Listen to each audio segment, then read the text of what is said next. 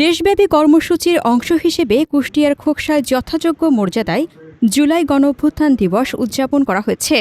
এই উপলক্ষে মঙ্গলবার সকালে উপজেলা প্রশাসনের উদ্যোগে এক আলোচনা সভার আয়োজন করা হয়। উপজেলা পরিষদ মিলনায়তনে আয়োজিত এই সভায় সভাপতিত্ব করেন উপজেলা নির্বাহী অফিসার প্রদীপ্ত রায় দীপন।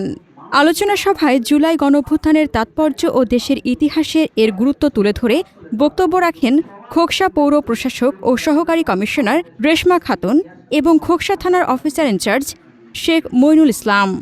এ সময় অন্যান্যদের মধ্যে উপস্থিত ছিলেন উপজেলা মাধ্যমিক শিক্ষা অফিসার মুস্তাফিজুর রহমান সহ উপজেলা প্রশাসনের বিভিন্ন দপ্তরের কর্মকর্তা কর্মচারী ও স্থানীয় সাংবাদিকবৃন্দ। বক্তারা জুলাই গণঅভ্যুত্থানে অংশগ্রহণকারী ছাত্র জনতার আত্মত্যাগকে স্মরণ করেন এবং একটি বৈষম্যহীন ও গণতান্ত্রিক রাষ্ট্র বিনির্মাণে সে চেতনাকে ধারণ করার আহ্বান জানান। হাসনাতুজ্জাহান হিমু, দৈনিক খোলা চোখ।